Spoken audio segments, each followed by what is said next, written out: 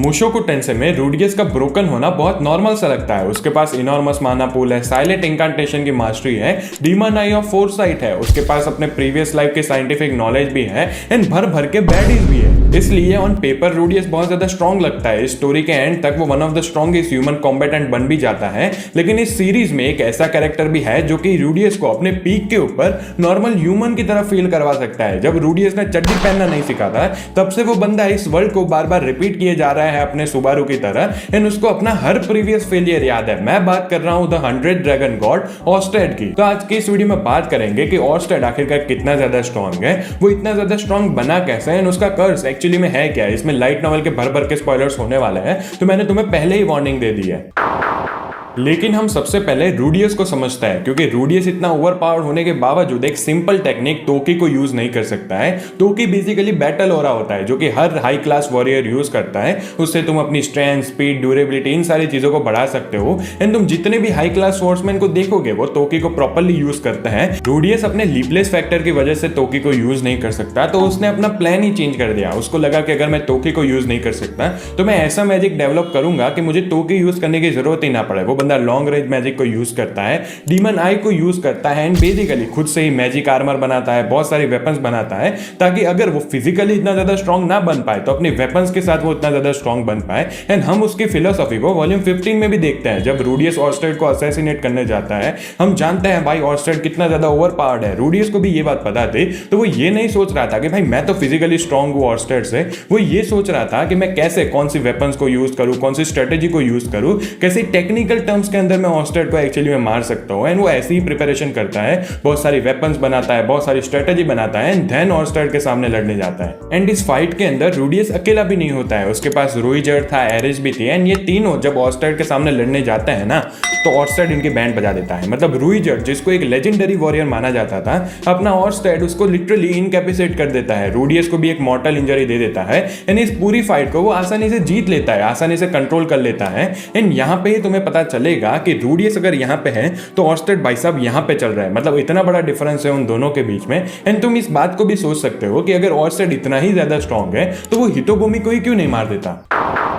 Orsted ने दुनिया की सारी फाइटिंग स्टाइल को ऑलमोस्ट मास्टर करके रखा है। अगर तुम उसके साथ स्वॉर्ड्समैनशिप करोगे, बेसिकली क्लोज कॉम्बैट के अंदर आओगे, तो तुम लड़ोगे एक वर्ल्ड ग्रेटेस्ट स्वॉर्ड्समैन के साथ। यहाँ पे मिहॉक की बात नहीं हो रही है। एंड अगर तुम उससे मैजिक से लड़ने की कोशिश करोगे, बेसिकली लॉन्ग रेंज फाइट करने की कोशिश करोगे, तो अपना ऑर्स्टेड उसके अंदर भी कुछ कम नहीं है। मतलब उस बंदे को सारी ही चीजें आती है एंड उसको हराना ऑलमोस्ट इम्पॉसिबल है। उसकी फिजिकल प्रावेस भी बहुत ज्यादा है, उसकी स्ट्रेंथ, स्पीड, ड्यूरेबिलिटी बहुत ही ज्यादा है। जैसे मैंने तुम्हें कहा, उसने रूइजर्ड जो कि एक लेजेंडरी वॉरियर है उसको भी आसानी से डिफीट कर दिया था। एंड ये तो कुछ भी नहीं है, क्योंकि उसने हजारों सालों से फाइटिंग करके रखी है, वो इतनी बार रीइंकार्नेट होकर रखा है, तो उसके पास एक्सपीरियंस भी बहुत ज्यादा है। उसने बहुत सारे लेजेंडरी वॉरियर के सामने भी लड़ा है एंड इसकी वजह से वो इजीली अपने रूडियस जैसे बंदे हो गए या फिर कोई भी नॉर्मल कैरेक्टर हो गया ना, उसको हरा सकता है। लेकिन वो हितोगोमी को क्यों नहीं हराता स्पेसिफिकली, उसके मैं तुम्हें थोड़े रीजन बताता हूं। पहले तो आता है उसका कर्स। उसका कर्स ही ऐसा है कि अगर वो कहीं पे भी जाए तो लोग उसको इंस्टिंक्टिवली फियर करेंगे, उससे डरेंगे एंड इसकी वजह से वो नॉर्मल रिलेशनशिप तो बना ही नहीं सकता है एंड एलाइज को भी रिक्रूट नहीं कर सकता है हितोगोमी की फाइट के आगे। इसके अलावा उस बंदे का माना तो बहुत ज्यादा है, उसके पास बहुत सारे स्ट्रॉन्गेस्ट अटैक भी है, लेकिन हितोगोमी उसको डायरेक्टली ऑब्जर्व ना कर सके, इसलिए वो एक स्पेशल टेक्निक को भी यूज करता है, जिसकी वजह से हितोगोमी को ये नहीं पता चलता कि अपना ये जो ऑर्स्टेड है ना वो एक्चुअली कहां पे है। उल्टा हितोगोमी को उसकी सराउंडिंग एक्शन को वेरीफाई करना पड़ता है, सोचना पड़ता है उसकी लोकेशन को ट्रैक करने के लिए। एंड जैसे मैंने कहा, उसके पास पावरफुल अटैक बहुत ज्यादा है, वो स्ट्रॉन्ग बहुत ज्यादा है, लेकिन उसका माना बहुत स्लोली रीजनरेट करता है। फॉर एग्जाम्पल, अगर वो रूडियस के सामने लड़ रहा है एंड उसने बहुत सारा माना एक साथ यूज कर दिया तो भाई वो बहुत ज्यादा खतरे में आ सकता है, क्योंकि जो नॉर्मल हीलिंग कैपेसिटी होती है ना माना के, उससे भी बहुत कम टाइम के अंदर उसका, मैं क्या बोल रहा हूँ, उससे भी बहुत ज्यादा टाइम के अंदर उसका माना हील होता है, बेसिकली बहुत स्लोली हील होता है। एंड इसकी वजह से वो अपने स्ट्रॉन्गेस्ट अटैक को स्पैम नहीं कर सकता है एंड इसकी वजह से ही वो हितोगोमी को ढूंढ नहीं रहा है अभी, या फिर उससे डायरेक्टली लड़ने नहीं जा रहा है। इसके अलावा भी उसके पास एक और टेरिफाइंग चीज है। जैसे हम जानते हैं जो फर्स्ट ड्रैगन गॉड था उसने एक ऐसा मैकेनिज्म क्रिएट किया था कि अपना जो ऑर्स्टेड है ना वो बार बार इस वर्ल्ड के अंदर आता रहे, रीइंकार्नेट करता रहे एंड अगर उसका ऑब्जेक्टिव वो अचीव नहीं करता है तो इसकी टाइमलाइन रीसेट होती रहेगी, वो इसी वर्ल्ड के अंदर स्पॉन होता रहेगा। तो तुम सोचो, अगर कोई वॉर होने वाली है तो अपने ऑर्स्टेड भाई साहब को पहले ही पता होगा कि इस वॉर के अंदर होगा क्या, कौन जीतेगा कौन हारेगा।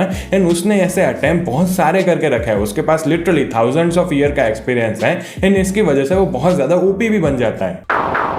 एंड फिर आती है वॉल्यूम 15 वाली फाइट, क्योंकि रूडियस अब वही बच्चा नहीं रहा जिसको ऑर्स्टेड ने बहुत आसानी से डिफीट कर दिया था। इस बार रूडियस ने बहुत ज्यादा प्रिपरेशन की हुई होती है। उसके पास मैजिक आर्मर था, उसने गेटलिंग मैजिक को यूज किया था, स्टोन मैजिक को यूज किया था, हाई आउटपुट अटैक को बनाए थे, मैजिकली वेपनरी को बनाई थी। बेसिकली जैसे मैंने तुम्हें उसकी फिलोसॉफी के टाइम समझाया था, उसने अपनी पूरी प्रिपरेशन करके रखे थे, क्योंकि उसको पता था कि वो लिटरली एक भगवान के सामने लड़ने जा रहा है। एंड इसकी वजह से उसको पूरा प्रिपेयर होना बहुत ज्यादा नेसेसरी है। एंड जब इनकी फाइट स्टार्ट होती है तो ये एक्चुअली में काम भी आता है। अपना रूडियस एक्चुअली ऑर्स्टेड को पुश बैक कर देता है, उसको ओवरवेल्म कर रहा होता है। लेकिन जब अपना ऑर्स्टेड इस चीज को करना स्टार्ट करता है, वो उसके लेवल को मैच करना स्टार्ट करता है, तभी हमें समझ में आ जाता है कि इन दोनों के बीच का डिफरेंस कितना ज्यादा है। क्योंकि उसके बाद रूडियस उसको कुछ कर ही नहीं पा रहा होता, लिटरली ऑर्स्टेड उसको बहुत ज्यादा इजीली ओवरवेल्म कर लेता है। एंड फाइनल अटैक के अंदर अपना ऑर्स्टेड गॉड ब्लेड को ड्रू करता है, अपने रूडियस का एक हाथ काट देता है, उसका मैजिकल आर्मर तोड़ देता है एंड अल्टीमेटली रूडियस को हरा देता है। लेकिन यहाँ पे रूडियस एक्चुअली में नहीं हरा था,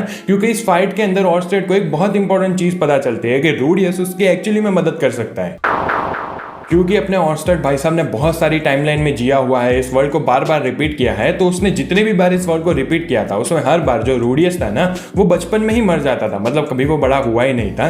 लेकिन इस बार का वर्ल्ड ऐसा है जिसमें अपना रूडियस बड़ा होता है, इतना ज्यादा स्ट्रॉन्ग भी बनता है, एंड वो इसी की वजह से ऑर्स्टेड के कर्स से अफेक्टेड नहीं है, और रूडियस के जो बच्चे हैं ना, वो भी उसके कर्स से अफेक्टेड नहीं है। तो for the first time in his life वो एक्चुअली में लोगों से मिल सकता है, घुल मिल सकता है, एंड एलाइज को रिक्रूट कर सकता है अपनी फाइट के लिए। एंड इसकी वजह से ही रूडियस एक एनोमली है। एंड ये चीज डायरेक्टली कनेक्टेड है फेट से, क्योंकि अपना रूडियस एक एनोमली है तो उसका फेट भी काफी ज्यादा अनयूजुअल है। उसने रॉक्सी का फेट को चेंज कर दिया था, सिलिफ के फेट को चेंज कर दिया था। एंड ऑर्स्टेड को यही चीज चाहिए, क्योंकि हितोगामी फ्यूचर को ऑब्जर्व करता है एंड ऐसे चीजों को प्रिडिक्ट करता है। तो अपना रूडियस एक काफी ज्यादा बड़ा वेरिएबल बन जाता है जिसको हितोगामी प्रिडिक्ट नहीं कर सकता है। एंड ये उनकी फाइट के लिए बहुत ज्यादा यूजफुल हो सकता है। इसकी वजह से ऑर्स्टेड उसको मारता नहीं है एंड उल्टा रिक्रूट करता है अपनी फाइट के अंदर। एंड अब फाइनल वर्डिक्ट की बात करते हैं कि अगर रूडियस एंड ऑर्स्टेड लड़ते तो कौन जीतता। अगर तुम क्रिएटिविटी की बात करो, मैजिकल इनोवेशन की बात करो, टेक्निक्स की बात करो, तो यहाँ पे रूडियस जीत जाता है, क्योंकि उसने बहुत सारी चीजों को डेवलप किया है, बहुत सारी वस्तुओं को बनाया है। लेकिन अगर तुम सिर्फ रॉ स्ट्रेंथ की बात करो,